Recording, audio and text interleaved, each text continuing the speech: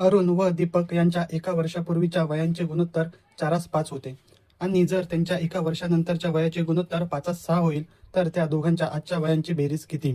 आपण अरुण व दीपक यांचे एका वर्षापूर्वीचे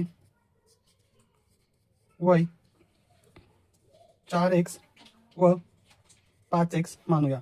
तर त्यांचे आजचे वय हे 4x अधिक 1 आणि 5x अधिक 1 हे असेल.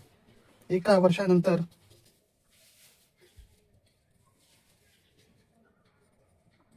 वय याच्यामध्ये 1 अधिक केल्यास 4x अधिक 2 तर 5x अधिक 2 हे असेल.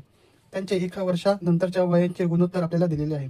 म्हणून अरुणचे एका वर्षानंतरचे वय 4x अधिक 2 तर दीपकचे एका वर्षानंतरचे वय 5x अधिक 2 यांचे गुणोत्तर आपल्याला 5:6 दिलेले आहे. पण 6 इकडे मल्टिप्लाय होणार 4x अधिक 2 बरोबर 5x अधिक 2 म्हणून इथे 24x 12 25x प्लस 10.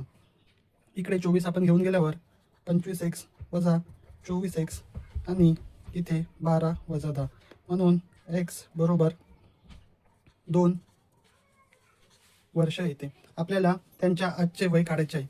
अरुणचे आजचे वय बरोबर 4x अधिक 1 म्हणजेच 4 गुणिले 2 अधिक 1 बरोबर 8 अधिक 1 9 वर्ष आहे. तर दीपकचे आजचे वय 5x अधिक 1 बरोबर 11 वर्षे आहे. आपल्याला दोघांच्या वयांची बेरीज काढायची म्हणून अरुणचे 9 प्लस दीपकचे 11 बरोबर दोघांच्या वयांची बेरीज 20 वर्ष असेल.